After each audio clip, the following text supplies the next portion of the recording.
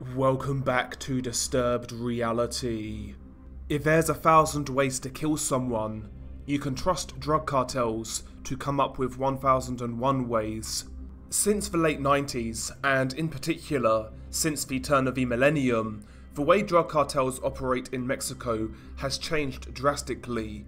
In the old days, from Prohibition to the late 1980s, the drug trade in Mexico, although violent to a certain extent, was a far cry from what we see today. Cartels such as the Guadalajara Cartel and the Gulf Cartel in the 1980s, although not being afraid to get their hands dirty, operated in a much more covert manner, resulting in far less violence.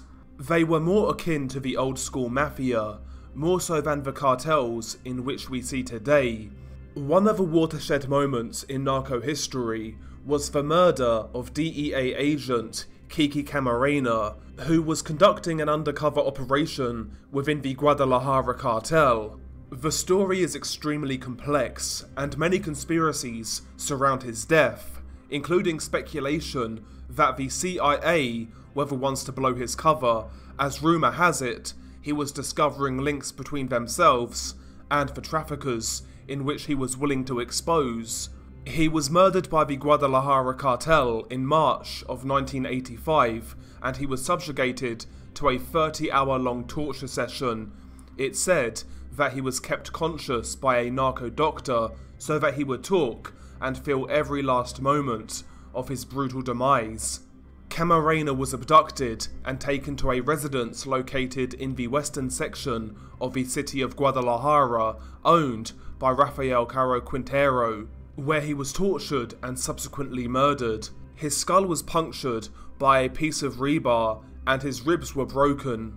Camarena's body was found wrapped in plastic in a rural area outside the small town of La Angostura in the state of Michoacan on the 5th of March 1985. Following the murder of Kiki, this prompted a swift reaction from the US Drug Enforcement Administration, the DEA, and they launched Operation Legend, the largest DEA homicide investigation ever undertaken. Due to the extreme scrutiny and heat, the leaders of the Guadalajara cartel, including Felix Gallardo, decided to split the organization, essentially creating smaller organizations in which the leaders could micromanage.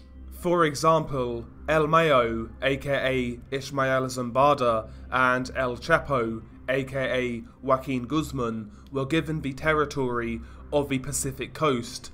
Their organization would later be known as the Sinaloa Cartel.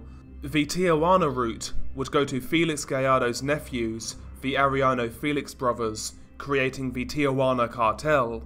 Although Felix Gallardo and several of his colleagues were eventually caught for the kidnap and murder of Kiki, as well as drug trafficking, the seeds for the narco world in which we see today were sown after the Guadalajara cartel were divided up into smaller factions, many of which, after a few years, instead of collaborating with each other as originally intended, instead they were actually in direct competition with each other, which spiked an increase in violence.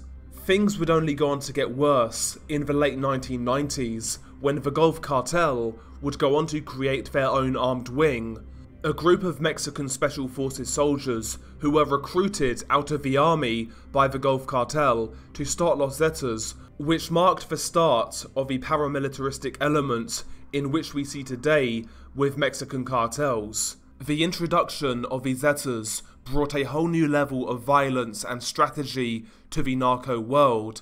In order to compete, rival cartels had to keep up or get chewed up and spat out.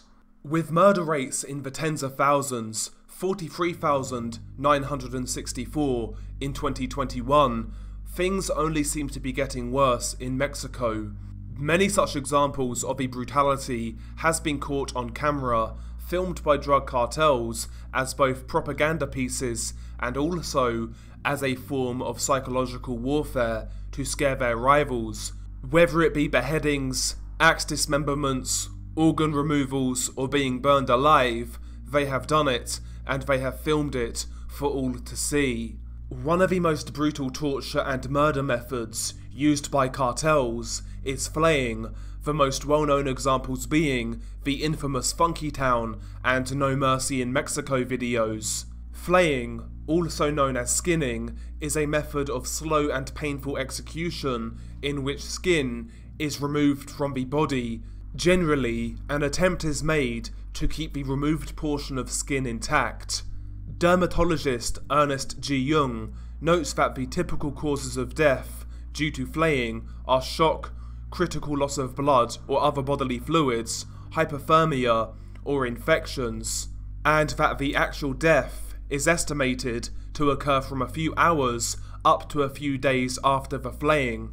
Hypothermia is possible as skin provides natural insulation and is essential for maintaining body temperature. Historically, searing or cutting the flesh from the body was sometimes used as part of the public execution of traitors in medieval Europe. One such example being in 1303, when the treasury of Westminster Abbey was robbed while holding a large sum of money belonging to King Edward I. After the arrest and interrogation of 48 monks, 3 of them, including the sub-prior and sacrist, were found guilty of the robbery and flayed. Their skin was attached to 3 doors as a warning against robbers of church and state. The act of flaying is also prominent in both Greek and Aztec mythology. For example, Xipe is the flayed Aztec god of death and rebirth. Captured enemy warriors were flayed annually as sacrifices to him. But nevertheless, let's cut to the chase. On the 22nd of June 2022, a brutal video was sent to and uploaded by a well-known narco news site depicting some of the most insane cartel footage that I've ever seen. The video isn't long, at just over a minute, but it's extremely disturbing. It's unclear to where this was filmed in Mexico or which cartel are responsible. As the video begins, you hear several jovial sounding voices joking and laughing with each other. The setting is deep in the woods, during daytime. Multiple deceased victims can be seen scattered in the background on the dirt floor.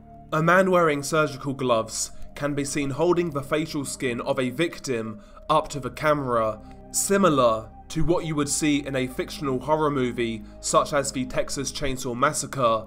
The whole of the victim's face, as well as hair and eyes, have been perfectly flayed to surgical precision. Both sides of the flayed face are shown to the camera. The man holding the face then approaches one of his fellow sicarios, who is smoking and looks strung out on drugs. He finishes smoking, and the sicario carrying the skin mask places it over his fellow sicario's face.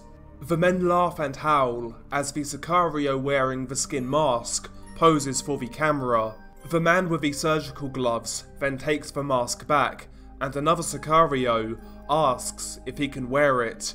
He hands the mask over to the other sicario, and he places it over his head and starts dancing for the camera, which once again draws laughter. The video then abruptly ends. Although the torture and murder commenced before filming took place, the nature of the video is still extremely disturbing. The conversation between the sicarios highlights their psychotic nature. The transcript is as follows. Sicario 1. Take a look at this. Isn't it beautiful? Sicario 2. Turn it around so that we can see behind it. Sicario 3. You did a good job with the removal. Sicario 2. Look here. This is where the nose was. Sicario 3. And this is where his mouth was. Check out those scary lips. Sicario 2.